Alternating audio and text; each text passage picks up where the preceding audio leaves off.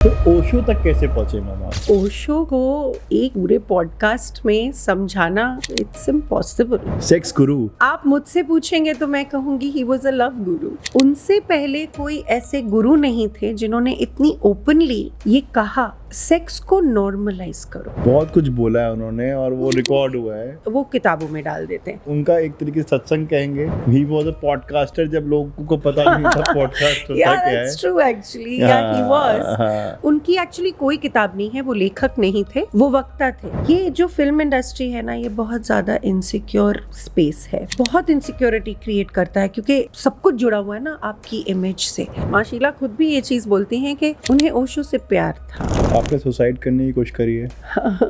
जी मैंने करी। लड़कियों को बहुत कुछ बोला जाता है इस जमाने में, पर मेरे को तो लड़कियों ने बोला। मुझे ये समझ ही नहीं आया। उस ग्रुप में कुछ एक आध ऐसे भी थे जो मेरी मदद करना चाहते थे क्योंकि वो खुद उन चीजों से गुजर चुके हैं और वो देख रहे थे कि नहीं इस लड़की में पोटेंशियल है तो तुम अपने पोटेंशियल को करो, हम तुम्हारी मदद करें। नहीं देखो अंकित, मैं इस चीज को नहीं नकारती, प्रमोट करते थे इस चीज को। आप उसको एडवोकेट नहीं कह सकते, कंपैशन से ये कहते थे कि लोग ध्यान नहीं करते, तो आप ऐसा करो कि रेगुलराइज करके लोगों को दो ताकि उनकी शांति मिले। बल्कि उन्होंने तो ऐसी ऐसी चीजें बोली है, उन्होंने ड्रग्स तक को प्रमोट करा है।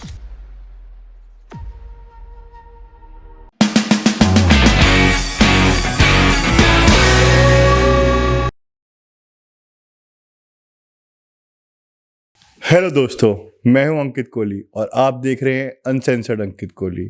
दोस्तों, हर बार की तरह मैं इस बार एक ऐसा स्पेशल टॉपिक लेकर आया हूं जो आप लोगों को कहीं ना कहीं अपनी ज़िंदगी से लिंक कर ही देगा। दोस्तों, आज का ये टॉपिक है बहुत ही सीरियस।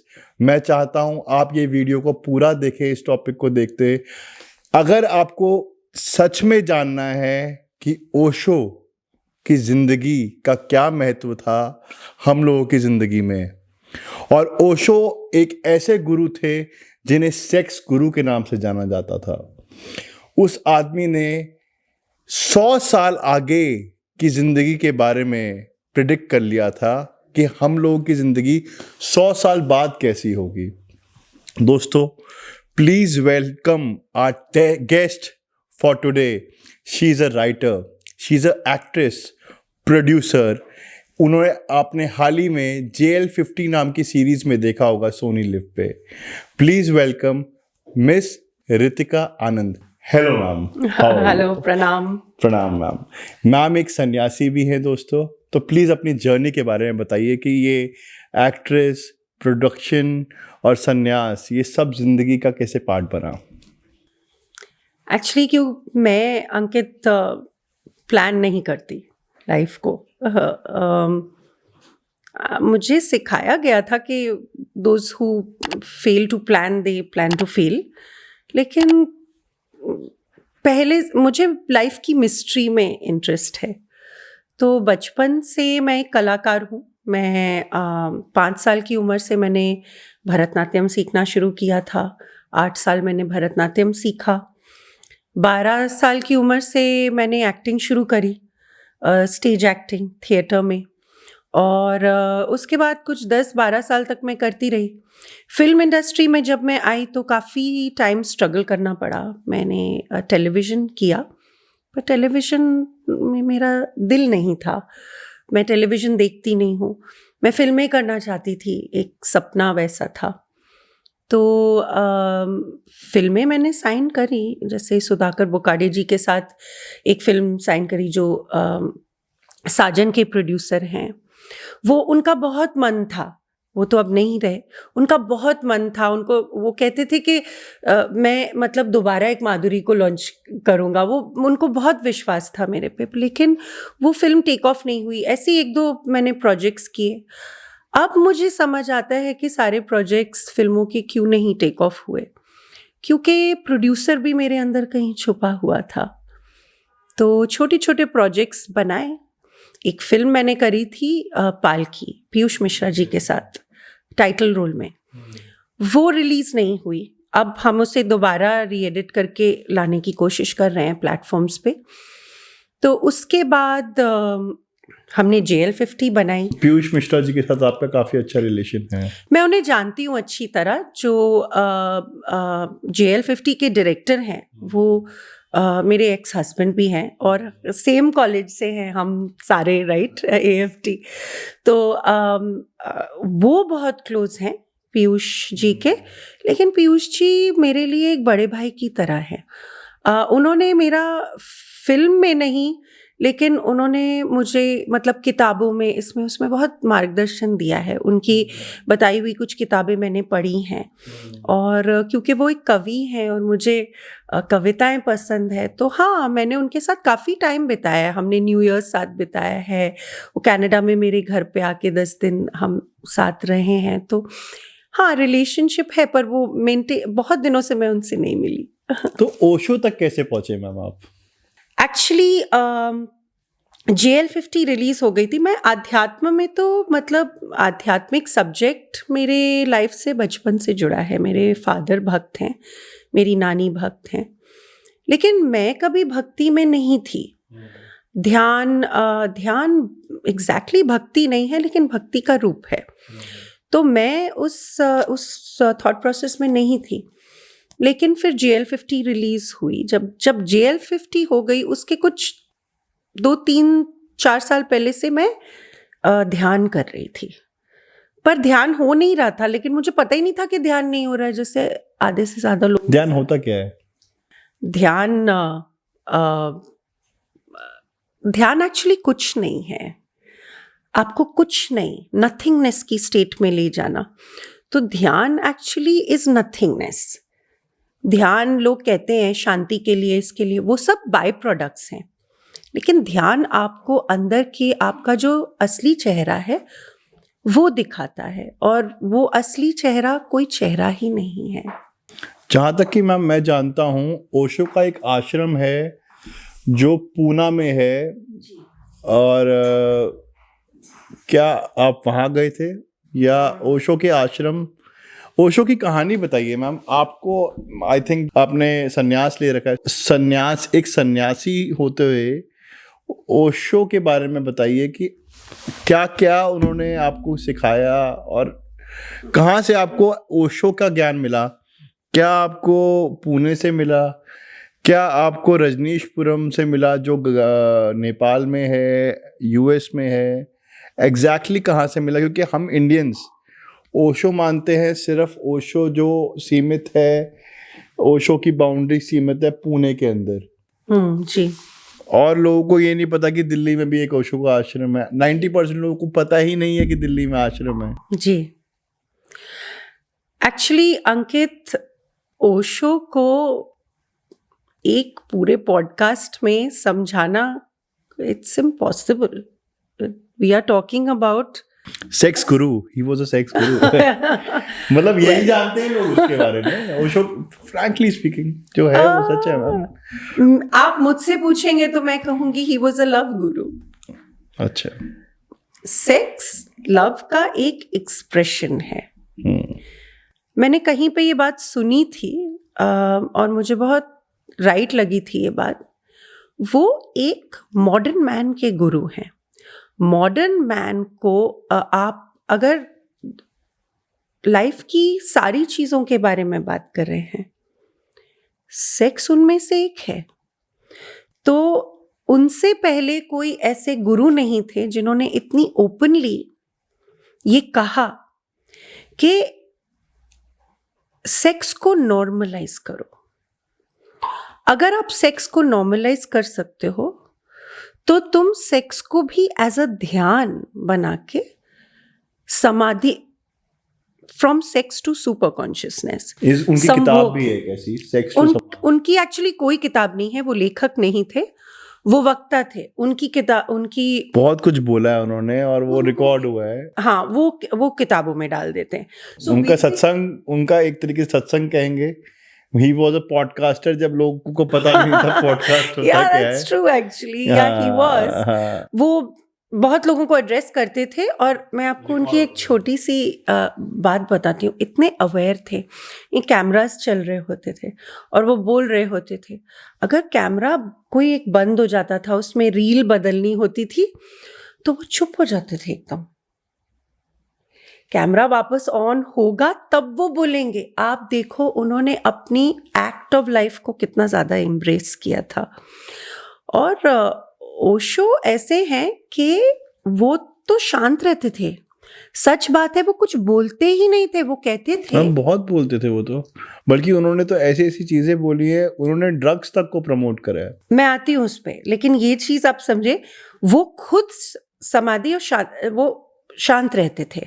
वो अपने सन्यासियों को, अपने सुनने वालों को यही कहते थे कि मैं क्या बोलूं, तुम मुझसे सवाल पूछो मैं उसका जवाब दूंगा। तो आप अगर कोई भी उनकी किताब पढ़ेंगे तो वो सवाल जवाब में ही है। सवालों से आपको क्यूरियोसिटी होगी और जवाब से आपको आपके अंदर फायर आएगी। और क्या बोलूं। और ड्रग्स की जहां तक बात है, वो ये कहते थे कि जो हमारी दुनिया है वो बहुत ज़्यादा डिप्रेशन और इन चीज़ों से गुजर रही है, तो हर कोई ध्यान करता नहीं है। और जब तक ह्यूमन काइंड ध्यान में ना जाए, हमारी मतलब मैनकाइंड खत्म हो जाएगी। तो वो ये कहते थे, वो इस चीज़ के एडवोकेट थे कि जो ड्रग्स हैं वो टेम्पररी रिलीफ इंसान को देता है। एक ध्यान वाले, शायद एग्जैक्टली नहीं, लेकिन वो ध्यान वाले स्टेट में आपको लेके जाता है। तो वो ये नहीं कहते थे ड्रग्स को लीगल को, वो कहते थे ड्रग्स को रेगुलराइज करके फिर जनता को दो।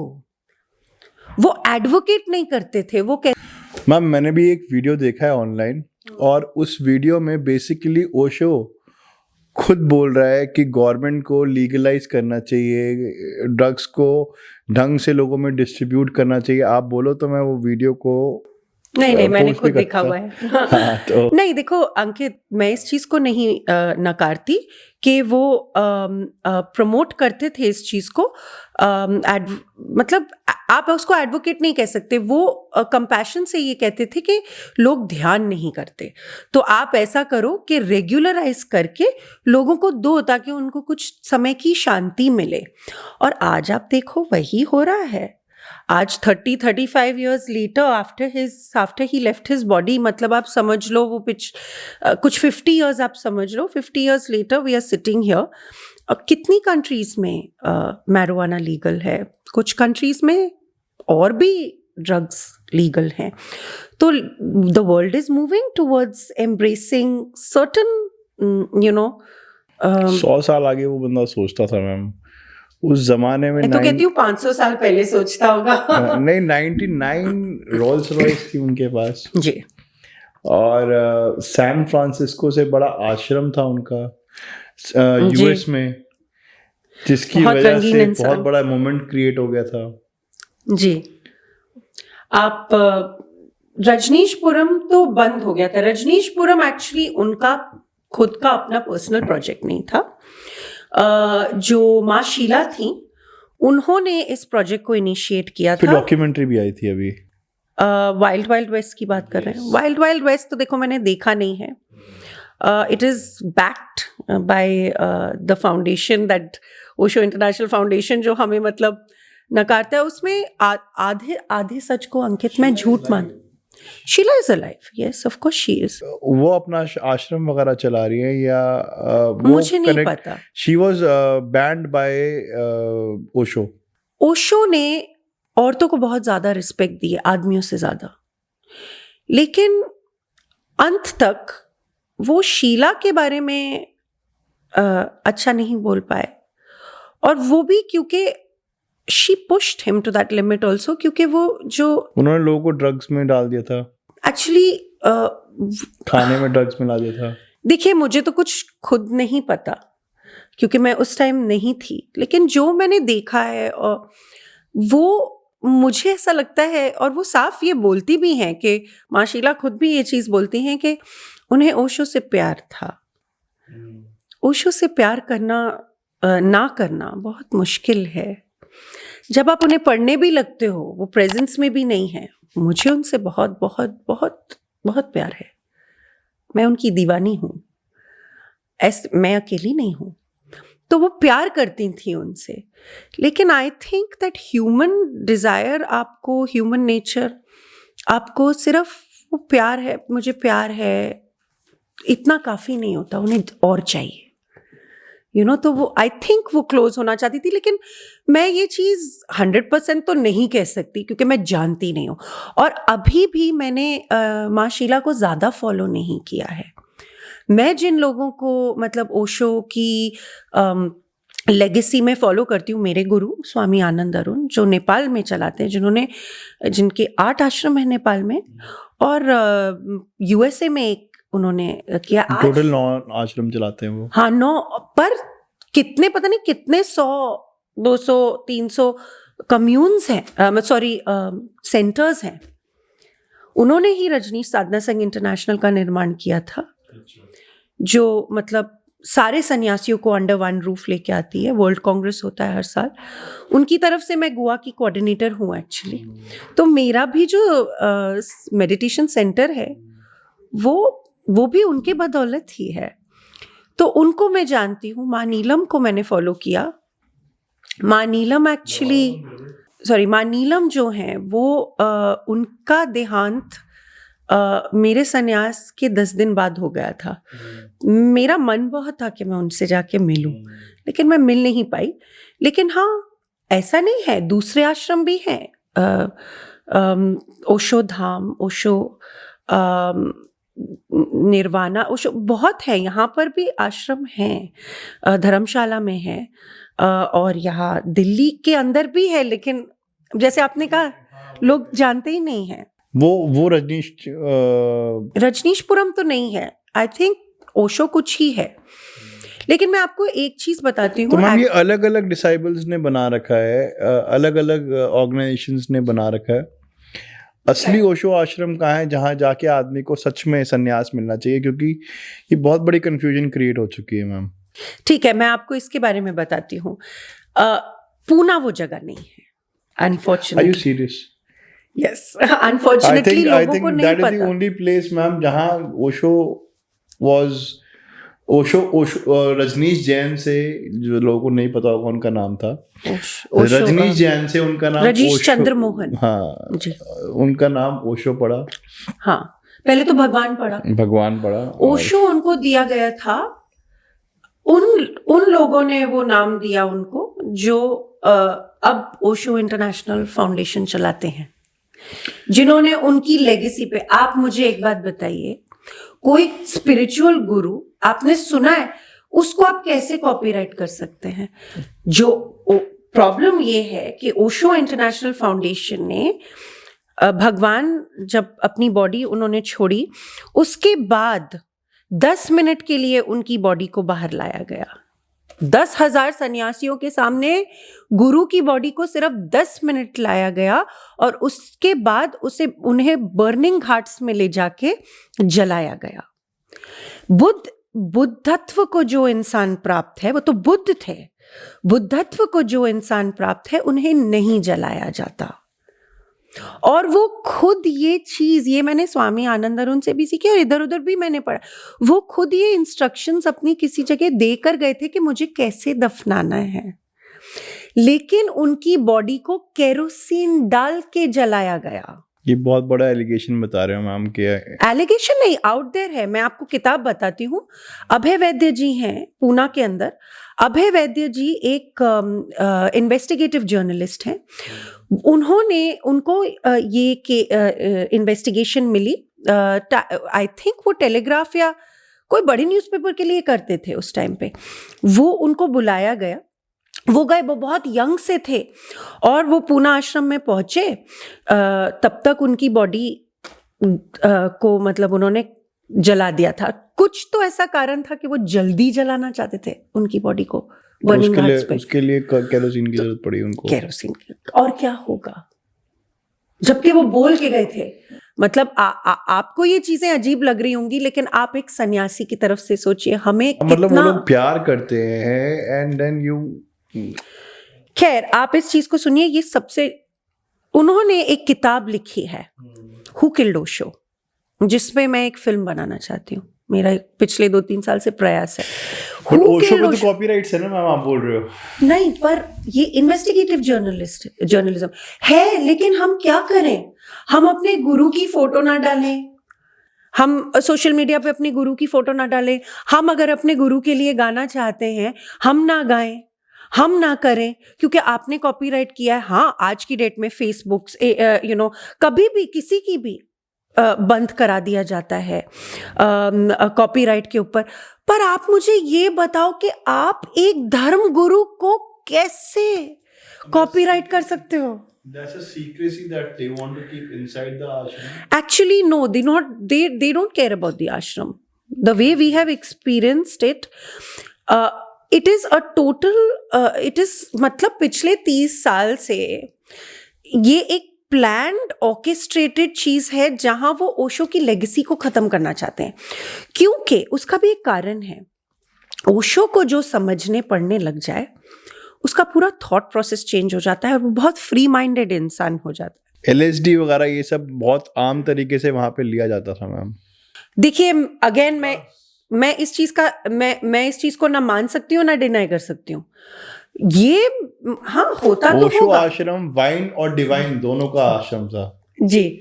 हालांकि वो खुद कहते थे कि जब तुम्हें डिवाइन मिल जाए तुम्हें वाइन की जरूरत ही नहीं पड़ेगी, लेकिन ये चीजें होती थी उनके आश्रम में शायद होती। पर मैं कन्विक्शन से ये चीज, अगर मैं कन्विक्शन से बोलूं तो वो सच नहीं होगा, क्योंकि मैं नहीं थी, मैंने अपनी आंखों से नहीं देखा है, मैंने ये चीज सुनी है और मैं नकारती नहीं हूं। लेकिन मैं आपको ये बता सकती हूँ कि आज तपोवन इंटरनेशनल कम्यून, जहां ओशो की सबसे ज्यादा प्रेजेंस आज भी है, वो नेपाल में है। आप समझिए, पूना नहीं, नेपाल का जो ओशो तपोवन है वो हेड ऑफिस है आज की डेट में ओशो की मूवमेंट की, नियो सन्यास की मूवमेंट की। स्वामी आनंद अरुण चलाते हैं। उन ओशो को बैन कर दिया गया था अमेरिका से, लेकिन आप देखिए आज इतने साल बाद ओशो का बहुत बड़ा कम्यून, ओशो निर्वाणा शायद नाम है या मुझे नहीं पता, वो सैन डिएगो में है और उसके सैन डिएगो में, और वहां पर ओशो की समाधि है। आज वो उस कंट्री के अंदर उनकी एनर्जी है। मैं तो आपको सिर्फ उस पर्सपेक्टिव से बता सकती हूँ जो मैंने जिया है ओशो आश्रम के अंदर। वहां बहुत फ्री है, लेकिन ड्रग्स नहीं चलते। इनफैक्ट ड्रग्स और अल्कोहल अलाउड ही नहीं है अंदर। अच्छा, अलाउड ही नहीं है। अब क्या उस समय ओशो के टाइम पे होता था? अब आप ये देखो, इतना बड़ा आदमी, वो एक एक को तो जाके देखेगा नहीं। अब उन्होंने जो लोग बनाए हुए हैं आसपास, उनको ना बहुत फॉरेनर्स पे बहुत ज्यादा मतलब विश्वास होता था कि ये लोग मतलब टाइम पे चीजें करते हैं, टाइम की वैल्यू करते हैं, उनको ये चीजें अच्छी लगती थी, प्रोफेशनलिज्म उनको अच्छा लगता था। तो वो क्या करते थे कि ऐसे लोगों को आसपास रखते थे, उसी के थ्रू इन्फिल्ट्रेशन हुआ। अब मैंने तो ये सुना है कि नेपाल में क्योंकि वीड गांजा बहुत सस्ता होता है, इस चक्कर में ओशो का आश्रम वहाँ बनाया गया था कि वहाँ पे डिसाइबल्स इस तरीके के मिल जाएंगे। एक्चुअली क्या हुआ था कि जब रजनीशपुरम यूएसए में बंद हो गया, रजनीशपुरम बंद हो गया, उन्हें बैन कर दिया गया। फिर उन्होंने कहा इंडिया में तो कर नहीं सकते, नहीं, इंडियन तो यहाँ की जन्म है, यहाँ पे आप बैन नहीं कर सकते। और वो वापस इंडिया आए, लेकिन वो यहाँ से फिर टूर पे गए। 21 कंट्रीज ने उन्हें मना कर दिया, वो किसी और कंट्री में बनाना चाहते थे, क्योंकि अमेरिका ने इस तरीके से दबाव उस टाइम में डाला था गवर्नमेंट ने। वो काफ़ी अमेरिका भी बहुत अनकंफर्टेबल हो गई थी कि हमारे लोग मतलब हमारी नॉर्मल चीज़ें छोड़ के इनकी मतलब दे आर गोइंग इनटू सन्यास and they are going into this free mind. आप देखो, गवर्नमेंट्स फ्रीडम नहीं देती, वो नहीं चाहती कि उनकी जो जनता है वो फ्री हो जाए। फिर आप कंट्रोल कैसे करोगे? वो तो बहुत डेंजरस सोसाइटी हो जाएगी ना, पूरे गवर्नमेंट को ओवरथ्रो कर देगी। वो तो कोई बोलेगी कि हमें कोई रूल ही नहीं करता। ऐसा अब आप इतने रिबेलियस लोगों को जब इकट्ठा कर दोगे, तो जब वो यहाँ पर वापस आए थे आपने मुझसे ये पूछा कि नेपाल में इसलिए बना, तो जब वो यहाँ पे वापस आए तो स्वामी आनंद अरुण उनके पास भाग भाग के किसी तरह, एक्चुअली विनोद खन्ना से उनको मिला था कि मैं मिलना चाहता हूँ, तो तब ये बात फैलने लग गई थी कि वो मार देंगे तुमको, ओशो। तो वो गए उनके पास, उनके पैरों पे बैठ के वो कहते हैं कि भाई आप विनोद खन्ना का क्या था रोल इसमें मैम? विनोद खन्ना उनके सन्यासी थे, बहुत प्यार करते थे उनसे, और कोई रोल नहीं था, लेकिन वो क्लोज थे उनके। विनोद खन्ना से आपने कहा कि उन्हें तो पता चला, स्वामी आनंद अरुण ने विनोद खन्ना को ये बोला था कि मुझे मिलवा दो उनसे, तो वो क्लोज थे। तो उन्होंने बोला तुम यहाँ पे आ जाओ, मैं तुम्हें मिलवा दूंगा। तो वो क्यों मिलना चाहते थे? उनके अंदर बहुत दुख था, वो जाके बोलना चाहते थे डर में कि वो तो मार देंगे, आपको मार देंगे। तो आपको पता है ओशो ने क्या जवाब दिया? उन्होंने कहा तुम क्या कर लोगे? तो स्वामी जी ने बोला मैं क्या कर लूंगा, आप कुछ करो। तो बोला मैं क्या कर लूंगा? तो उन्होंने बोला आप मतलब आपको दुख नहीं हुआ कि रजनीशपुरम इतना खत्म हो गया, सन्यासी तो सारे डिप्रेशन में चले गए? तो उन्होंने जवाब दिया कि हाँ मुझे दुख हुआ रजनीशपुरम खोने का नहीं, लेकिन इस बात का कि तुम लोगों ने मुझसे क्या सीखा। मैं तो तुम्हें यही सिखा रहा हूं कि जीवन एक प्ले है, एक लीला है, वो लीला हमने जी और ये लीला अब हम जी रहे हैं। तुमने क्या सीखा? तुम इन चीजों से अपना दिमाग हटाओ, और मैंने जो तुम्हें बोला है कि नेपाल के अंदर जाके एक कम्यून का निर्माण करो, ये जगह है, इसके पास है, ऐसा है, सिटी से इतना पास होना चाहिए, इतना दूर भी नहीं होना चाहिए, सब इनको इंस्ट्रक्शंस खुद दी। अच्छा।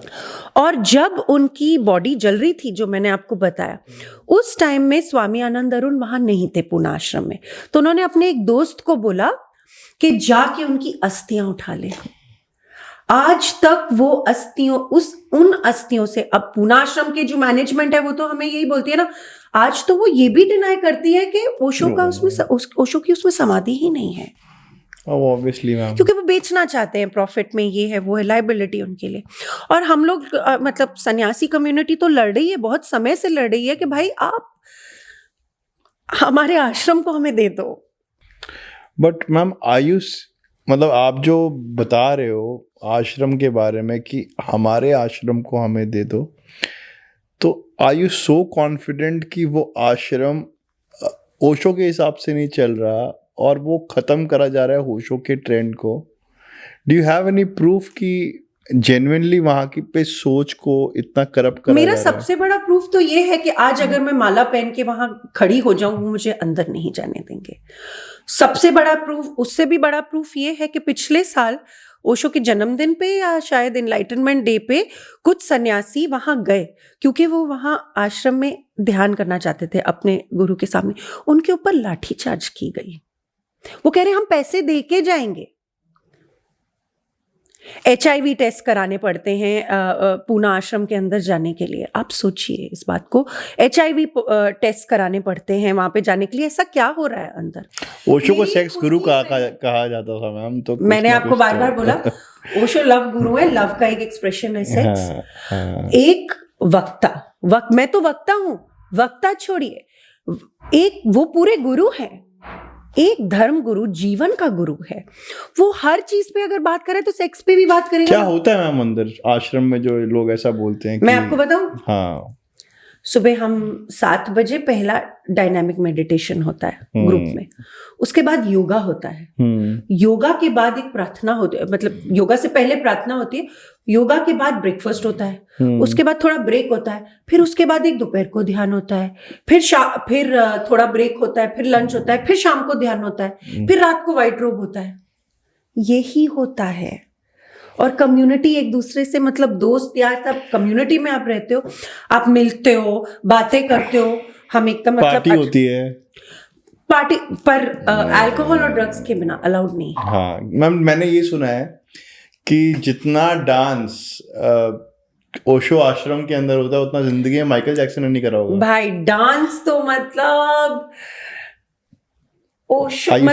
ओशो जिनकी जीवन में आ गए वो नाचना नहीं छोड़ सकता।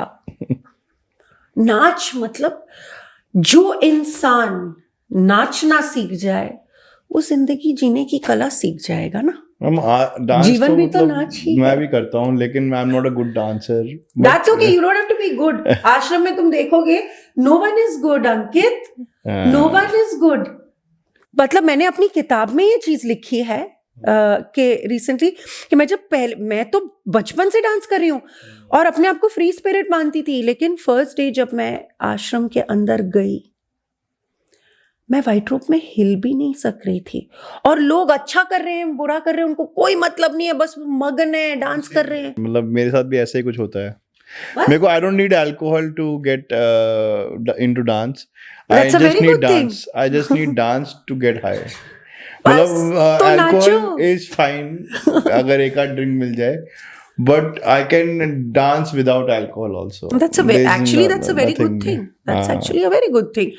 मतलब जैसे लोग कहते हैं ना कि दारू पी के नाचेंगे, वो चीज की जरूरत नहीं है डांस आज करने के किसी लिए। को मारेंगे पी के दारू दे दारू दे दारू, है ना। देखो, डांस जो है ओशो की हर मेडिटेशन में 15 मिनट, क्योंकि वो एक्टिव पैसिव मेडिटेशन होती थी, बैठ के ध्यान करना ध्यान नहीं होता है सिर्फ ना, वो ही ध्यान है, पर वहां तक पहुंचने के लिए बहुत एक्टिव मेडिटेशन। संभोग से समाधि मैम, इनकी एक किताब आई थी, क्या थोड़ा सा उसके बारे में बताएंगे? फिर एक आपकी भी किताब है, उसके बारे में बात करेंगे जी, आपकी टी शर्ट दिखाएंगे, उसके बाद बात करेंगे। एक्चुअली बेसिकली टी शर्ट भी मैंने स्पेशली मैम को डेडिकेट करते हुए पहनी है दोस्तों। Like author, like book. So basically, here she goes. Thank you. But from sex to super consciousness, संभोग से समाधि तक, बहुत बहुत प्यारी किताब है, इंसान की आंखें खोल के रख दे। ऐसा है कि उन्हें बुलाया गया था एक कॉलेज के अंदर, बॉम्बे में था कि कहीं, वो तो मुझे ठीक से याद है, लेकिन उन्हें बुलाया गया था कि आप प्रेम पे बात करें। वो लव गुरु, लव का एक एक्सप्रेशन है सेक्स, तो वो वहां पे गए और उन्हें बुलाया गया। तो ये 4 दिन का सेशन था, ये 4 दिन आप आके हमारे स्टूडेंट से बात कीजिए। तो वो जब वहां गए, वो उन्होंने सेक्स पे बात करी, उन्होंने सेक्स के बारे में बात करना शुरू किया, उन्होंने ये समझाना शुरू किया कि सेक्स एक ऐसी एनर्जी है, तुम्हारे अंदर सेक्स एक ऐसी चीज है जिसको तुम यूज करके, जिसको तुम सही तरीके से, तंत्र में ये चीज सिखाई जाती है, एक जो हम जानते हैं, जिस तरीके से हम सेक्स करना जानते हैं, वो प्रोक्रिएशन का प्रोसेस है। मतलब कि 2 इंसान अगर संभोग में आएंगे तो उसमें से आप बच्चा बना सकते हैं या लाइफ को ऑन रख सकते हैं, और उसी तरीके से लोग प्लेजर के लिए भी सेक्स करते हैं, उसी तरीके से। लेकिन तंत्र में ये चीज बहुत अच्छी तरीके से समझाई हुई है कि वो 2 अलग चीजें, जिस तरीके से sex is practised on the planet, it is for procreation, बच्चा बनाना, लाइफ को आगे रखना। लेकिन प्लेजर का जो पीक है वो तो जनता जानती ही नहीं, क्योंकि वो प्रोसेस ही फॉलो नहीं हो रहा है सेक्स में, जो तंत्र में सिखाया गया। ओशो के जो डिसाइपल्स हैं वो तो जानते हैं, तो उनकी seeking of pleasure in sex is very different. उस तरीके से सेक्स करने से, मतलब कुछ वेज हैं, उस तरीके से। क्या कोई पोजीशन डिस्क्राइब करना? नहीं, it is not positions, it is process. The process is only different. क्योंकि नॉर्मल सेक्स में आप एक ट्रायंगल, पिरामिड, आप पीक को ढूंढते हैं, लेकिन highest form of pleasure is not a peak, it's a circle. Time भी ज्यादा लगता है, मतलब आई एम टॉकिंग आवर्स, 4, 5, 6 घंटे तक जाते हैं लोग, करते हैं, मतलब या इट इज पॉसिबल। तंत्र में जो जिस तरीके से प्लेजर को समझाया गया, हम प्लेजर सीख कर रहे हैं, क्योंकि height of pleasure experience human experience में है ही नहीं, जिसको ओशो लाने की कोशिश कर रहे थे। लेकिन प्रॉब्लम ये है कि उन्होंने जब बोलना शुरू किया कि आप प्रेम की हाइट, सेक्स, डिजायर, डिवोशन, प्रेम, डिफरेंट हाइट्स हैं, तो आप सेक्स से शुरू करो। आपको अगर प्यार सेक्स से, मतलब डिजायर से होती है, आप उससे शुरू करो। लेकिन अगर आपने उस चीज को वो ये कह रहे थे, जब वो ये ऐसी चीजें बोलने लगे कि आप सेक्स को यूज करके समाधि तक पहुंच सकते हो, ऑर्गेनाइजनेस में रोक दिया। हमने तो आपको प्रेम के बारे में बात करने को बुलाया था, आप सेक्स के बारे में बात करें। बोले यार तुम्हारा प्रेम तो सेक्स ही है ना, वहीं से तो शुरू होता है, बताओ गलत बात बोली। तो बोला मैं प्रेम की बात सेक्स की बात करे बिना कैसे कर सकता हूँ, तुम्हारे लेवल पे मुझे समझा के तुम्हें ऊपर लेके जाना पड़ेगा। नहीं करके तो उन्होंने बंद कर दिया। लेकिन स्टूडेंट्स इतना प्रभावित हुए उस चीज से। स्टूडेंट माइंड क्या होता है, ओपन होता है, it is willing to accept कि व्हाट इफ कुछ अलग हो। उन्होंने क्या किया, वो अलग से गए और उन्होंने बोला हमने ये जगह ऑर्गेनाइज करी है, हम स्टूडेंट्स आपको सुनना चाहते हैं, आप आके अपना डिस्कोर्स कंप्लीट कीजिए। तब जाके संभोग से समाधि तक का पूरा जो डिस्कोर्स है, और आप कह रहे हैं उसके वजह से वो फेमस हुए थे। यस, उनकी सबसे फेमस डिस्कोर्स यही है।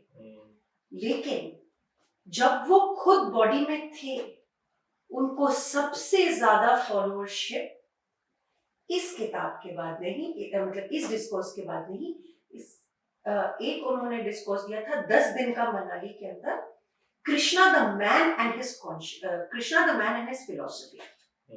उन्होंने जहां कृष्ण को एक इंसान के रूप में बताया है और उनकी फिलॉसफी समझाई, वहां लोग उनको देख देख के कहते थे अगर कृष्ण आज होते तो ऐसे ही होते हैं।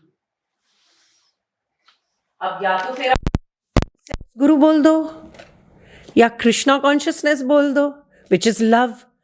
ये आपके नजरिए पे है। जनता की ऑब्वियसली अंडरस्टैंडिंग उस लेवल पे है ही नहीं जहां ओशो बैठे हैं, तो आप कैसे समझोगे? सेक्स और मेडिटेशन का मतलब एक तरीके से बहुत क्लोज कनेक्शन है। कैसे मैम? बिकॉज जो मैंने बताया, the pleasureful way of sex जो तंत्र में समझाते हैं, वो एक मेडिटेटिव प्रोसेस है। उसमें क्या होता है कि आप एक ब्लिसफुल मेडिटेशन में क्या होता है, या दोनों में एक सेम होता है, मैंने किताब में भी ये बोला है, जब इंसान ऑर्गेज्मिक होता है, लाइक ऑर्गेज्म होता है उसको, तो 1 सेकंड के लिए वो निर्वाण में चला जाता है, प्रकृति से एक हो जाता है, इसलिए उसकी भूख बार बार होती है। To have that pleasure. To have that nirvana, bliss, ultimate bliss. लेकिन मैं आपको बताऊं, तंत्र में ये समझाया गया कि एक वे ऑफ लाइफ है, और तंत्र सेक्स के ऊपर नहीं है। अभी हम इन चीज की बात कर रहे हैं तो वो कॉन्टेक्स्ट में आ रहा है। तंत्र पे जो 112 टेक्निक्स है, उसमें से सिर्फ 6 टेक्निक्स सेक्स में, बाकी सारी लाइफ टेक्निक्स है। उस वे ऑफ लाइफ में, not just with the sexual techniques but other techniques also, आप एक ब्लिसफुल स्टेट में जी सकते हो।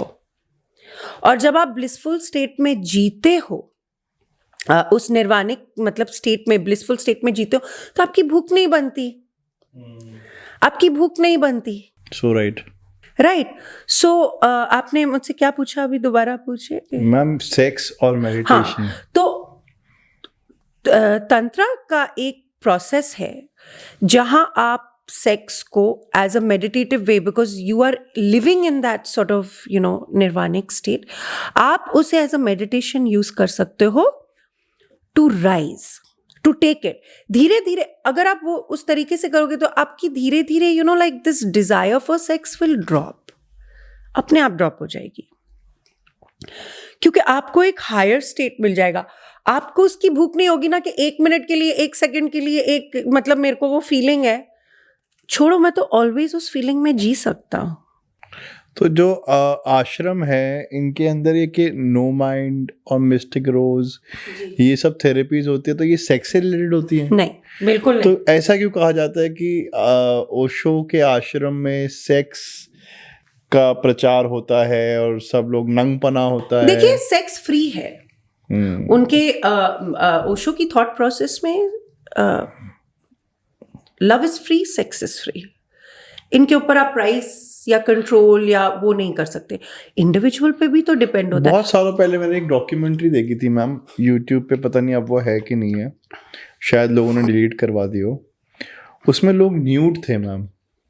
हाँ, तो ऐसा कुछ न्यूडिटी में होता देखिए, था? अगेन मैं आपको ये बताऊंगी, ओशो की फिलॉसफी जो है, नॉन डुअलिस्टिक पर्सपेक्टिव, जो मैंने अपनी किताब में भी उसी के बारे में बात करी है, इट इज नॉट फॉर और अगेंस्ट द नेकेड बॉडी। वो कहते हैं कि बॉडी स्पिरिट का टेम्पल है, कपड़ों के साथ या कपड़ों के बिना।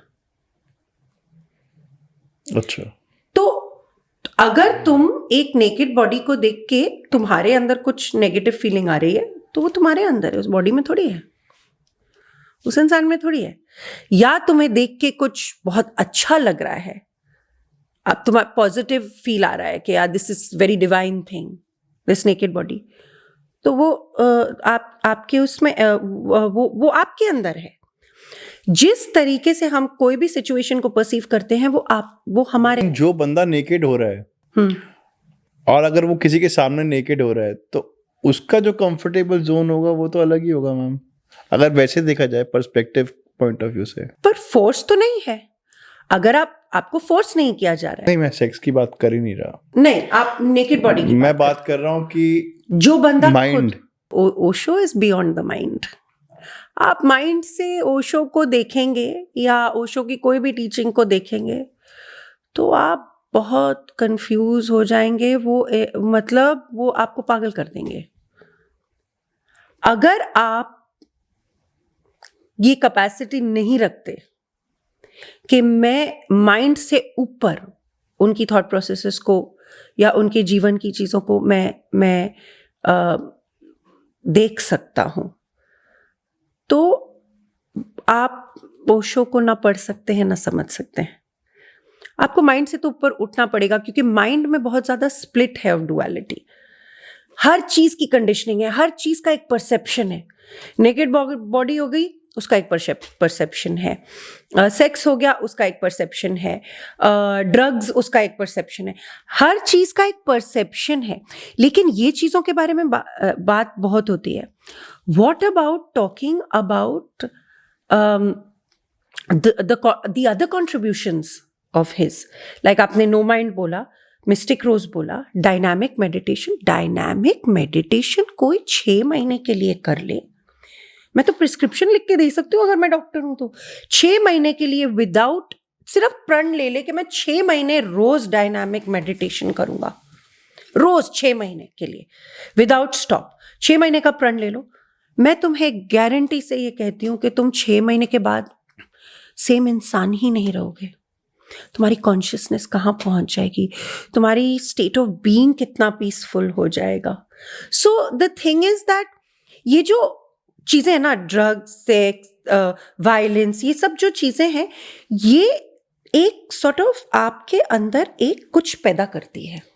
अगर मैं ये चीज़ बोल रही हूँ, अब मैं एक औरत हूँ, साड़ी में बैठी हुई हूँ, लेकिन आप मुझसे ऐसी बातें कर रहे हैं और मैं बहुत विदाउट एनी लाइक हिचक बोल पा रही हूँ। कैसी बातें मैम? सेक्स की बातें, ये सब वो सब मैम। हम इसलिए बातें कर रहे हैं क्योंकि बेसिकली ये सब बातें जेन्युइनली ऑनलाइन ओशो के बारे में लोगों ने, हाँ, मैं नकारती नहीं हूँ। ऑनलाइन होना कोई बात नहीं, ऑनलाइन है क्या है, मैं तो सोशल मीडिया, मैं आपके सामने लाइव बात कर रही हूँ, झिझके बिना बात कर रही हूँ, शर्म के। और मैं बेशर्म लड़की नहीं हूँ। मैं तो लाइक मैं जब किसी के, मेरा तो ऐसा है कि मेरा दिल अगर किसी पे आ जाए, like if I am like in love with someone, I will not step out of that. मैं बहुत ज्यादा लॉयल, सरेंडर्ड, मतलब प्रेमी किस्म की हूँ। लेकिन ये बात सच है, ये चीज, पर मैं वक्ता भी हूँ। भगवान ने मुझे वक्ता बनाया तो मुझे तो बोलना पड़ेगा। आपके बोलने के बारे में एक बात कहना चाहूंगा। आपने एक किताब लिखी है जी, बीइंग सेल्फिश जी, जो शायद इसी सब टीचिंग्स जो आपने जी प्राप्त करी हैं वो इस किताब के बारे में थोड़ा सा कुछ बताएं। एक्चुअली ये किताब सिंपली पुट मेरी खुद की ट्रांसफॉर्मेशन जर्नी पे है। तो इस ट्रांसफॉर्मेशन से पहले अगर आप मुझे बुलाते और मुझसे बात करते तो मैं शायद एकदम राइटस औरत की तरह आपको बोलती, आपको बेशरम है क्या, आप मुझसे कैसी बातें कर रहे हैं, आपको शर्म नहीं है क्या, बस लाइक एवरीबडी एल्स, वो भी माना जाता है। बट आज मैं एक ऐसे सिचुएशन में हूँ जहाँ मुझे पता है कि जिन चीज़ों के बारे में आप बात कर रहे हैं वो दूसरों के अंदर एक सॉर्ट ऑफ आग या मतलब कोई हलचल पैदा कर सकती है, मेरे अंदर नहीं करती। आपने सुसाइड करने की कोशिश करी है? जी, मैंने करी। I am not very proud of it but I have befriended it. मैं ये क्वेश्चन इसलिए पूछ रहा हूँ क्योंकि आजकल की डेट में सुसाइड्स इतने ज़्यादा बढ़ गए हैं, बल्कि स्टूडेंट्स जो छोटे छोटे बच्चे हैं, स्कूल्स के बच्चे हैं, इतना प्रेशर है कि सुसाइड्स बढ़ गए हैं। अभी हाल ही में एक सिचुएशन आई थी जिनकी फैमिली ने उनको, मिस्टर सुभाष थे और उनका शायद फैमिली ने उनको बहुत ज़्यादा परेशान कर रखा था और जिसकी वजह से उन्होंने सुसाइड करा। तो बहुत ही सुसाइड जो है मैम बहुत ही कॉमन। आपने भी यही कोशिश करी? ऐसा बहुत सारे लोग हैं अपनी ज़िंदगी में जो आज वीडियो देख भी रहे हैं जिन्होंने सुसाइड करने की कोशिश करी है। प्लीज़ मेरा शेयर करना, लाइक करना, सब्सक्राइब करना कि पता तो चले कितने लोगों ने सुसाइड करने की कोशिश करी है। तो मैं बेसिकली ये जानना चाहता हूँ कि सुसाइड करने से कैसे बचा जाए, आपकी ज़ुबानी। देखिए, या तो फिर जब आप सुसाइड अटेम्प्ट करते हैं या तो फिर वो हो जाता है या फिर आप बच जाते हैं। मैं बच गई, कुछ लोग नहीं बचते। तो सुसाइड से एग्जैक्टली सुसाइड या तो फिर आप बचेंगे या नहीं बचेंगे, कैसे बचना है मैं नहीं बता सकती। लेकिन हाँ, जिस चीज ने आपको उस पॉइंट तक पहुंचाया उसके ऊपर आप हीलिंग कर सकते हैं। लाइक मैं आपको एक एग्जांपल देती हूँ। मैं बहुत छोटा महसूस कर रही थी क्योंकि कुछ लोग हैं, मतलब बुरे नहीं हैं, मुझे किसी में बुराई नहीं दिखती, लेकिन हाँ हो सकता है कि मेरे प्रेजेंस के वजह से कुछ इनसिक्योरिटीज हुई हो। गलतियां मुझसे भी हुई, ऐसी बात नहीं है। सुसाइड पॉइंट पे इंसान सिर्फ ये सोच के नहीं पहुंचता कि मेरे साथ कुछ गलत हुआ है। उसको खुद से भी एक किस्म की घिन आती है कि भाई मेरे से ऐसी गलती कैसे हुई। मेरे से भी गलतियां हुई हैं, किसी की गलती नहीं मैं बता रही हूँ, और इसलिए मैं नाम नहीं लेती क्योंकि मेरा इंटेंशन बदनामी नहीं है। मेरा इंटेंशन है कि जो मेरे साथ हुआ अगर उससे किसी और की मदद हो जाए। तो मैंने क्या किया कि वो मतलब मुझे ना अपने मजाक में, कभी कभी लोगों को पता नहीं चलता कि मजाक कैसे दूसरे बंदे को तोड़ रही है अंदर से। तो अपने मजाक में वो बहुत सारी चीजें, बहुत सारे नाम मुझे देते थे। लाइक कभी गली की कुत्ती, कभी लाइक मतलब जोक करते ना लोग, बिच ऐसे ही बोल देंगे दोस्त एक दूसरे को।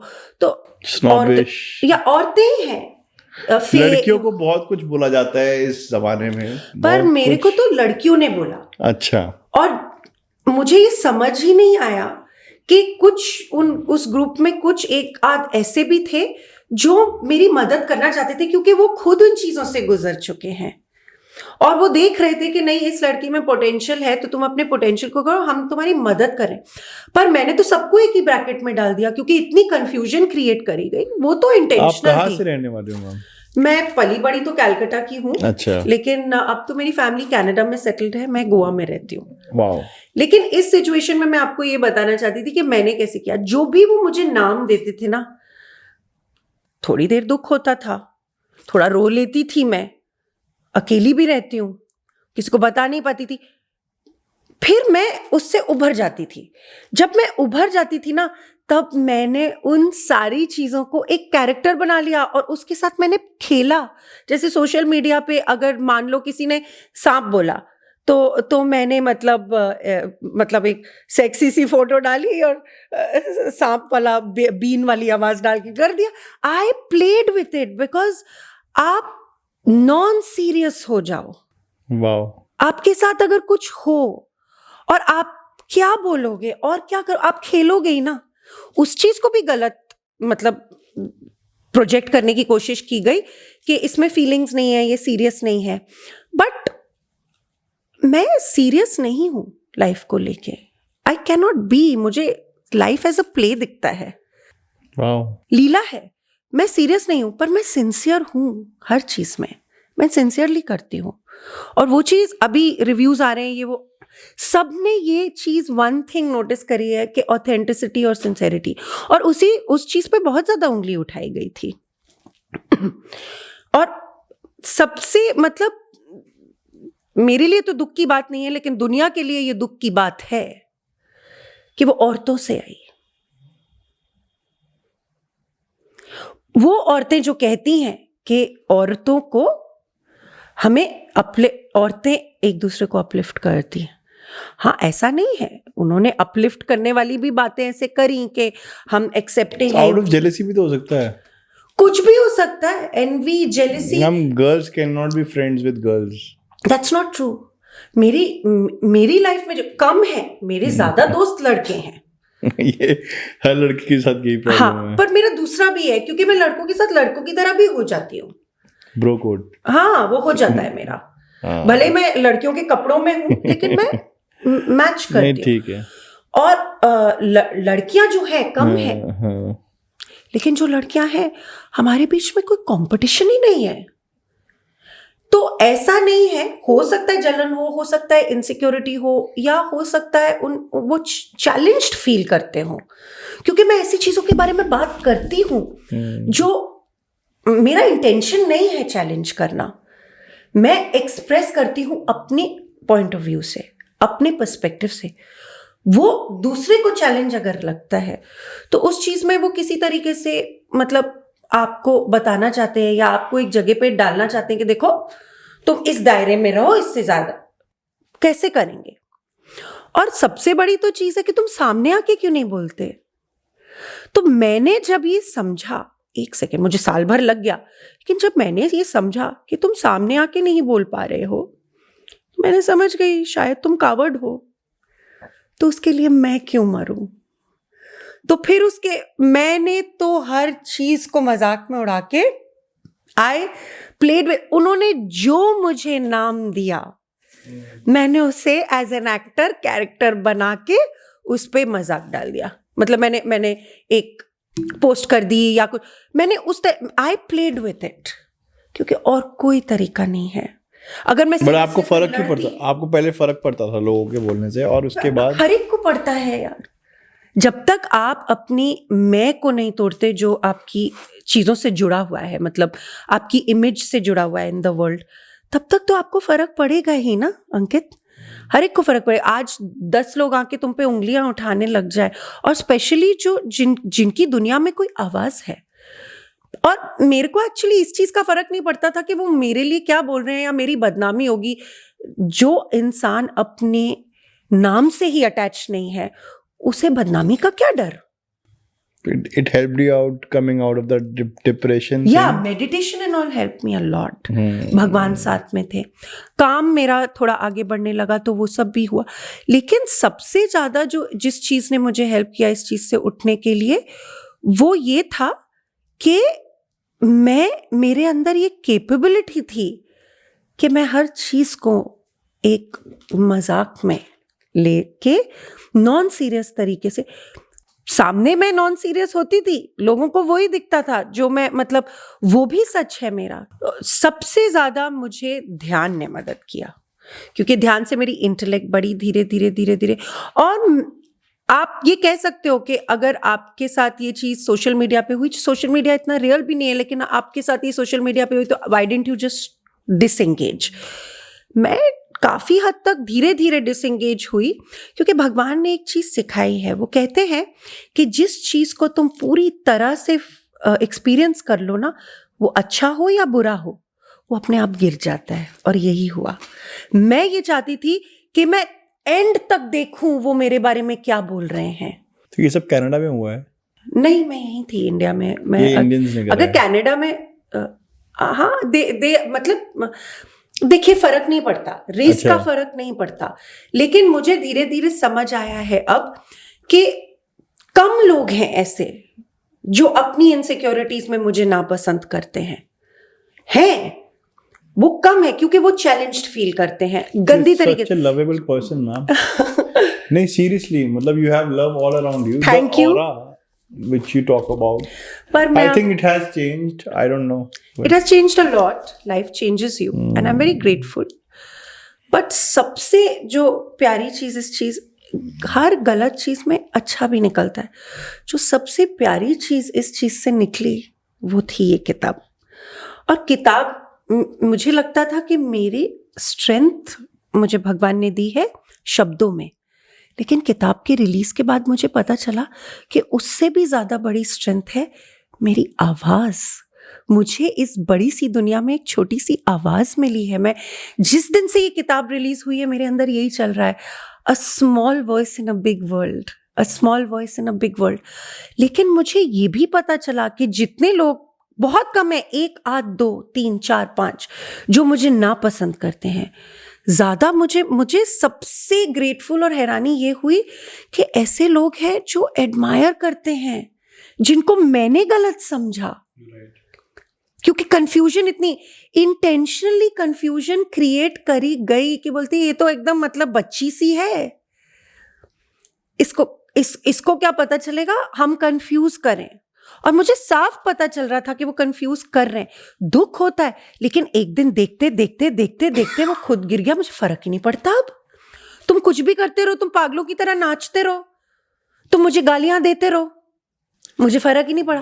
पर सोचो, लोग, आदमी करने का मन है, सुसाइड अगर आदमी करने का मन है तो आदमी को बेसिकली, अगर उससे बचना चाहता है, genuinely they want to get out of the depression, so they have to react a different way.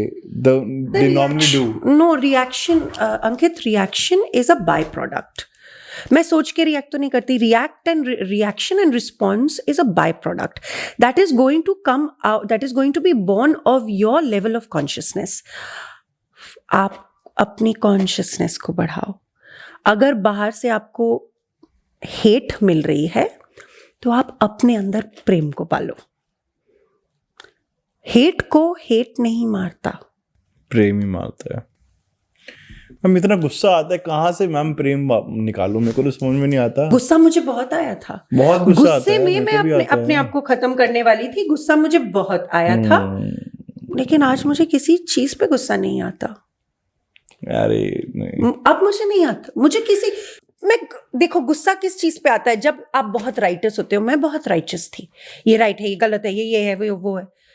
पर मैंने खुद, जब आप ध्यान करते रहते हो, आप खुद में झांकते हो, तो मैंने बोला कि यार जब राइट और रॉन्ग की परसेप्शन ही हट गई, तंत्र पे जब मैंने मतलब सीखना शुरू किया, right wrong, good bad, evil, divine evil, ये सारा कुछ लाइक माइंड से हट गया। उसी पे किताब है मेरी, नॉन डुअल डुअलिटी पर्सपेक्टिव, के दोनों एक ही सिक्के के 2 फेसेस हैं, अलग नहीं है। जब ऐसा हो गया तो गुस्सा अपने आप ड्रॉप हो जाता है, अपने आप होता है। अब आपको कुछ करने की जरूरत नहीं, अपने आप होता है। क्योंकि क्या होता है कि today I feel so grateful. जो मेरी जन्म पत्री पढ़ते थे वो कहते थे मतलब इतनी स्ट्रांग जन्म पत्री है कि ये लड़की जहां जाएगी वहां ऐसे मतलब प्रभावित करके शाइन कर सकती है। ये शी हैज दैट और ये सब जो आप बोल रहे हैं। लेकिन इसका सबसे बड़ा दोष है इसका गुस्सा। लेकिन कंट्रोलेबल है। अगर ये अध्यात्म में जाएगी तो कंट्रोलेबल हो जाएगा। मैं अध्यात्म में अपने आप चली गई, अध्यात्म से मेरा गुस्सा खत्म हो गया। अब वही सेम गुस्सा आप देखो ना, फायर से गुस्सा आता है ना, आपके अंदर फायर होती है तो गुस्सा आता है। आप उसी फायर को प्रोडक्टिव तरीके से चैनल कर सकते हो। आज मैं उस गुस्से से क्या कर रही हूं? मैंने अपने सुसाइड अटेम्प्ट को एक किताब में एक मतलब श्रद्धांजलि देकर रख दिया, खत्म कर दिया, दुनिया को दे दी। वो मेरी कहानी नहीं है आज की डेट में, लेकिन फिर भी आज मैं इस सिचुएशन में पहुंचू जहां मैं उस मोमेंट को, अपने लाइफ के उस सिचुएशन को बिफ्रेंड कर सकती हूं, दोस्त बना के दूसरों की थोड़ा बहुत। मैं मार्गदर्शन करने वाली कौन हूं, लेकिन मैं शेयर कर सकती हूँ, शायद किसी को उसमें से कुछ मिल जाए। और जो लोग हैं कुछ लोग ऐसे हैं, वो भी बहुत बड़े नाम हैं, मैं बहुत बड़े नामों की बात कर रही हूं जिनको लोग जानते हैं, लेकिन इनमें से जो सबसे बड़ा नाम था उसने तो मेरी मदद करी पर मैं देख नहीं पाई। बचपन में ना दोस्तों, मेरे हमेशा स्कूल में टीचर एक बोलते थे कि बच्चों सुबह उठते हो ना तो एक बार शीशे में देखो और आई लव यू बोलो। क्योंकि कहानी ये है मैम कि आदमी सामने वाले को, एक लड़की को या एक लड़के को आई लव यू तो बोल लेता है, लेकिन खुद से प्यार नहीं कर पाता। So he taught me this lesson कि अपने आप से प्यार करना सीखो। देखो, जब तक तुम अपने आप को आई लव यू नहीं बोल पाते ना, unless you fall in love with your self, तब तक आप किसी और को अगर आई लव यू बोल रहे हो उसका मतलब ही नहीं है। आप जब तक खुद को प्यार नहीं करते आप किसी को कर नहीं सकते। तो ये I love you and love is the widest used word on this planet. हमारी धरती पे सबसे ज्यादा यूज होता है, लेकिन प्यार का मतलब किसको पता है? प्यार करना किसको आता है? या प्यार आप कर नहीं सकते, होता ही है, पर आपने कभी जब आपको किसी और से प्यार होता है, लेकिन प्यार तो आपके अंदर हो रहा है ना, आपके अंदर हो रहा है ना। प्यार और लस्ट में क्या फर्क है मैम?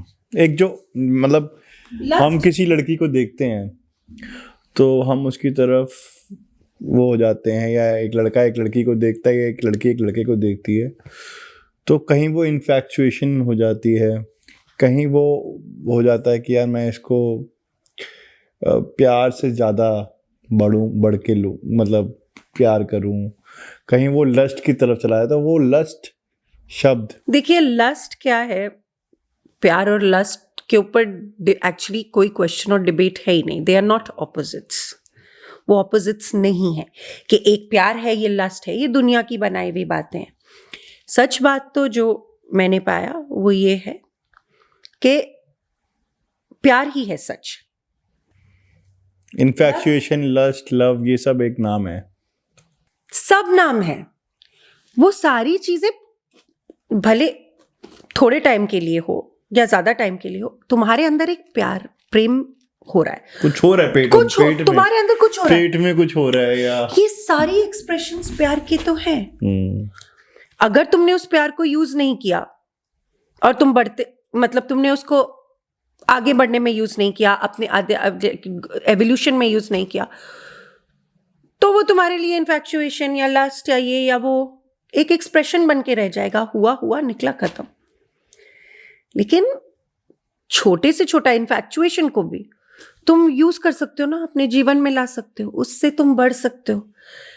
ध्यान इंसान क्यों करता है? ताकि प्रेम पले अंदर, प्रेम की मतलब क्वोशंट आपके अंदर बढ़े। जब तुम्हें नेचुरली प्रेम हो रहा है, तुम्हारे अंदर बढ़ रहा है, तो तुम्हें ध्यान की भी जरूरत नहीं है। प्यार से बड़ा ना टीचर है ना कुछ सिखा सकता है तुम्हें। मुझे तो सब कुछ प्यार नहीं सिखाया, प्रेम ने ही सिखाया। जो लोग मैं जानती हूं आज भी अंदर अंदर ऊपर से कुछ भी बोलें, कभी अच्छा बोलते हैं कि आ जाओ, कभी बुरा बोलते हैं कि ये वो, जो भी करें, मेरे को तो मैं सच बताऊं, जो मुझसे नफरत करते हैं, मुझे उनसे भी उनसे भी प्यार है। क्योंकि मैं तो नॉन डुअल से देखती हूँ, अब वो जैसे भी देखते हो, मुझे उनमें बुरी चीजें दिखती हैं, लेकिन मुझे उनमें बहुत खूबसूरत चीजें भी दिखती हैं। क्योंकि कोई भी इंसान, generally we are good people are good people. Humanity, इंसानियत अच्छी चीज है। लेकिन इस जंग में तो मैंने देखा, दैट टुक मी, जिससे ये किताब बाहर आई है, इस जंग में तो मैंने देखा कि हम वो इंसानियत के लिए लड़ रहे थे कि इंसानियत, ह्यूमैनिटी, लेकिन अंत में मैंने देखा कि जो लोग सबसे ज्यादा इंसानियत की आवाज के लिए आवाज उठा रहे थे, उन्होंने इंसानियत खो दी अपनी। Being an author, to a producer and actress in a very amazing series JL 50। जी मैम प्लीज उसके बारे में कुछ बताएं। क्या बताऊं, JL50 मेरे बहुत करीब है। JL50 मेरी लाइफ का बहुत पर्सनल एंड प्रोफेशनल वे में एक टर्निंग पॉइंट इंडियाज रहा। फर्स्ट साई-फाई टाइम लैप्स, मतलब पहली बार साई-फाई उन अलग प्लेटफॉर्म पे बनी जिसमें हमने कोई 300 टाइप मूवी नहीं बनी है, या स्पेस नहीं आया, या गैलेक्सी नहीं आई। इंडिया में ही प्लेन एक खो गया था कुछ, जो कुछ 30 साल पहले खो गया था। Seriously dealt with science fiction subject नहीं आया इंडिया में। साइंस, हाँ, सीरियस टाइम पे। तो यही है कारण, मैं देखना चाहती थी कि भाई बॉलीवुड के अंदर, मैं बचपन से देखती हूँ बॉलीवुड। अब तो मुझे 6 साल हो गए मैं कंटेंट ही नहीं देखती। आप बताओ, मैं कंटेंट क्रिएटर होके कंटेंट नहीं देखती क्योंकि मुझे कंजम्पशन पे विश्वास नहीं। तो कैसे आई ये मूवी आपके पास? मैं डेफिनेटली ये चीज़ तो मैं चाहती थी कि मतलब प्लेन स्पेस पे उस पर कुछ ऐसा हो, टाइम ट्रैवल पे। तो उस टाइम में I was married to the writer director of JL50 जो AFT से है, वो भी AFT से ही है। हाँ, तो शैलेंद्र व्यास वो तब लिख रहे थे, वो तब इस कहानी पे एक नई कहानी को लिखना शुरू कर रहे थे। तो मैं पीछे पड़ गई उनके कि ऐसे लिखो। तो पहले तो घबराहट हुई कि भाई, मैंने बोला कि यार तुम मतलब let's do something on time travel. तो पहले तो वो घबरा गए कि यार इंडिया में ऐसी चीज़ें नहीं चलती, ये नहीं है। बहुत बड़ा रिस्क था, एक्सपेरिमेंट था, और सस्ती इतनी, मतलब ऐसा नहीं है कि 2-3-4 करोड़ में फिल्म बन जाए। मैं नहीं कह रही 200 करोड़ की या इवन 20 करोड़ की फिल्म है, लेकिन 2-3 करोड़ 4 करोड़ में बनने वाली नहीं थी। और हमने उससे पहले छोटी छोटी 2-3 करोड़ की चीज़ें बनाई थी। तो उसने बोला नहीं चलता, ये है वो है, करियर है। 2-3 करोड़ में हम पूरी जिंदगी भर की कमाई होती है कुछ परिवारों में। पर हमारी पर्सनल थोड़ी है, वो तो बिजनेस के लिए आता है। आप फिल्म में डालते हो फिर कमाते हो, पर्सनल कमाई इतनी नहीं होती। लेकिन मैंने उसको पुश किया, मैंने इंसिस्ट किया। मुझे ये बात की यकीन है, उसके अंदर एक जीनियस है। फिल्म मेकिंग में तो उसके अंदर एक जीनियस है, गॉड गिफ्टेड है। तो मैंने उससे ये बोला कि अगर हिंदुस्तान के अंदर, बॉलीवुड के अंदर कोई ऐसा है, मतलब हिंदुस्तान के अंदर कोई ऐसी फिल्म बना सकता है सक्सेसफुली, तो वो तुम हो। And he did it. उसको बात पे विश्वास हुआ। उसने ये कहा कि तेरे को इतना विश्वास है तो मैं करूंगा। लेकिन जो उसने लिखा, क्या बहुत लिखा, जबरदस्त स्टार कास्ट है। हाँ, मैं मतलब लाइक थैंक गॉड। मेरा तो सपना था Keeping कि you मैं in mind sitting with Abhay Deol, मतलब एक वीडियो देखा था आपका, जो एक फिल्म क्रिटिक है, आई फॉरगॉट हिज नेम, वो एनडीटी पे भी आते थे, उनके साथ आप हाँ, मेरे को पता है, मैं भी नाम जूम भूल कॉल गई। पे थे आप उनके कोविड साथ। का टाइम था ना। हाँ, जूम कॉल पे थे, उसमें अभय देओल भी थे, मिस्टर पंकज जी भी थे, पीयूष जी भी थे, हाँ, और आप थे। हाँ, उसमें So एक बहुत सैडली हम शैलेंद्र को भी ले जाना चाहते थे उसमें। वो पता नहीं क्या हुआ, क्योंकि इस प्रोजेक्ट में पॉलिटिक्स उसके साथ भी कम नहीं हुई है, ऐसी बात नहीं है। देखो, जहाँ किसी को थ्रेट लग जाता है ना कि ये बंदा हमारे लिए, हमारी बनी बनाई चीज़ को या तो फिर चैलेंज कर सकता है या एज अ थ्रेट आ सकता है, वहाँ प्रॉब्लम्स होती हैं। ये जो फिल्म इंडस्ट्री है ना, ये बहुत ज़्यादा इनसिक्योर स्पेस है। बहुत इनसिक्योरिटी क्रिएट करता है, क्योंकि सब कुछ जुड़ा हुआ है ना आपकी इमेज से। इसलिए आज की डेट में मैं बहुत खुश हूँ, क्योंकि मेरे लिए एक डिफरेंट कम्युनिटी खुल रही है राइटर्स की। हट तो ये आप निकल के आए हो बाहर। नहीं, मैं ये नेपोटिज्म में मैं इन चीज़ों में ना बात करती हूँ ना मैं सोचती हूँ। देखो, मेरे हिसाब से जो होना होता है वो होता है। अगर तुम्हारे पास, मैंने फिल्म बनाई ना, मुझे 15 साल लगे, ठीक है, पर मैं ये थोड़ी बोलूँगी कि क्योंकि मुझे किसी जो एस्टैब्लिश्ड है इंडस्ट्री में उसने मुझे नहीं सपोर्ट किया, ये किया वो किया। अरे यार, हर इंडस्ट्री में ये होता है। फिल्म इंडस्ट्री में आधी चीज़ें ज़्यादा बदनाम होती है क्योंकि पब्लिक आई में है वो, इसलिए we are harder on the film industry. We should not be like that actually. Personally should and should not तो कुछ भी नहीं, आपको जो मानना है। लेकिन मैं एक्चुअली इन चीज़ों में दिमाग नहीं लगाती, आउटसाइडर इनसाइडर ये वो। हाँ, मेरे साथ हुआ है मुझे मतलब मैंने जिंदगी में पहली बार ये सीखा, मैं तो इंसान को इंसान की तरह देखती हूँ कि भाई तुम तो इंसान हो। मैं थोड़ी देखती हूँ कि तुम इंसान हो, तुम्हारी ये औकात है, तुम्हारा ये हैसियत है, तुम्हारी ये है। मैं स्टैचर के हिसाब से थोड़ी ना कनेक्ट करती हूँ नहीं, इंसान you're से। right. Actually, पर दोस्तों, मुझे ये पता चला और मैंने हाथ जोड़ के बोला, भाई तुम बहुत बड़े लोग हो, लेकिन उनमें से जो सबसे बड़ा इंसान था ना, उसी ने मेरी मदद करी है। ये आपका बड़प्पन है मैम। नहीं, ऐसा नहीं है। दुनिया में अच्छे लोग हैं, ज्यादातर हम अच्छे ही हैं, हम अच्छे ही हैं, ऐसे लोग हैं। आपको ये समझना है ना कि वो इंसान जेन्युइनली आपके साथ है या नहीं। बस आप ये इस चीज पे ध्यान देना कि वो आपकी खुशी में जेन्युइनली खुश हो पाता है या नहीं, बस। और ये कुछ ऐसे लोग हैं जिन्होंने, और उनकी वजह से आज मुझे ऐसा लगता है कि मतलब बहुत सारे लोग हैं अलग अलग जगह पे जो मुझे देखते हैं, मुझे सुनना चाहते हैं।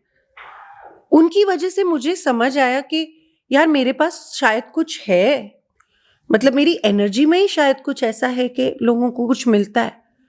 और मैं आपको बताऊं, मैं वापस नहीं आती। मुझे आध्यात्म में बहुत सुकून मिलता है, वो मेरा पथ है।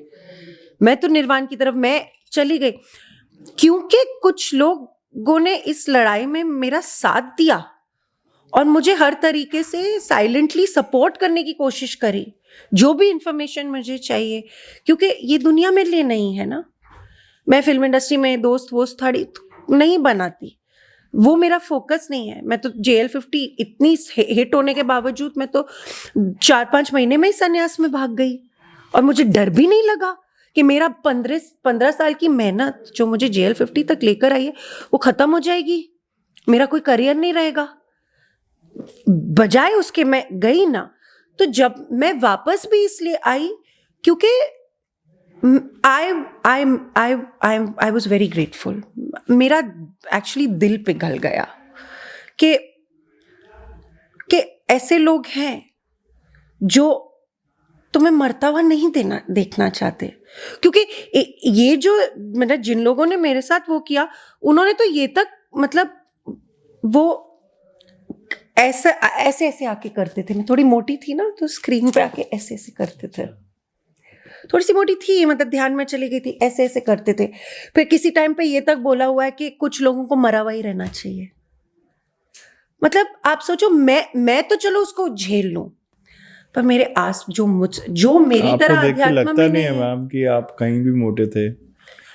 Not even in the movie. होता है मुझे Not थायराइड even की। in the movie आपका नहीं, मूवी में तो अच्छी खासी मोटी थी, उसमें तो मुझे कराया। शैल ने बोला तो बंगाली नहीं लगती, तो तू ऐसा कर और खा, तो तू खा और तू मोटी हो जा, अच्छे से थोड़ी मटन गोल खाया, गोल लगेगी, बंगालन लगेगी। अच्छा मटन खाया। मैं वेजिटेरियन हूँ नहीं खाती चिकन मटन, पर हमने पनीर बहुत खाया और मैंने फैट चीज बहुत खाया, फ्रेंच फ्राइज बहुत खाया। और वो मुझे हमेशा यही बोलता था, पिज्जा खा, ये खा, वो खा, तू मोटी हो जा। तो ये होना पड़ता है। उसके बाद मुझे टाइम लगा वापस पतला होने में। और मैं ना मतलब एक्चुअली मोटा पतला इन चीजों से अपने आप को कम प्यार या ज्यादा प्यार करना ऐसी नहीं हूं मैं। It goes deeper than the superficial. But अब मैं उस चीज से उभर गई हूँ और मैं ऐसे उभरी हूं कि ठीक है यार, तुम्हारे में भी मुझे खूबसूरती दिखती है, क्योंकि वो खूबसूरती मेरी आंखों में है। How beautiful. दोस्तों, आज हम लोगों के पास समय की थोड़ी सी वो है, क्योंकि मैम को कहीं जाना है। बट हम फिर हाजिर होंगे आप लोगों के सामने, क्योंकि मैम हमारा पीछा नहीं छोड़ने वाली है and she will definitely come back to us with a second part. Please आप लोग कमेंट करिए कि अगर आपको मैं मना नहीं कर सकती अंकित, सॉरी आई एम इंटरप्टिंग, पर मैं तुम लोगों को इसलिए मना नहीं कर सकती क्योंकि हम सेम कॉलेज के भी हैं। हाँ, we are from the same college. तुम लोग मेरे जूनियर्स हो, मैं कैसे अब तुम लोगों को मना करूं? इससे मैम की एज को बिल्कुल आप जज मत करना दोस्तों। With this, me Ankit Kohli, I will be signing off. But please like our videos. Comment करिए कि आपको ये एपिसोड कैसा लगा, शेयर करिए और do subscribe.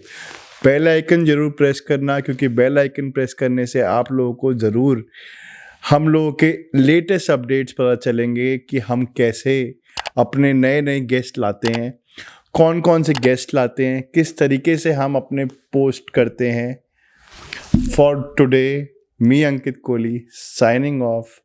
Thank you for amazing audience.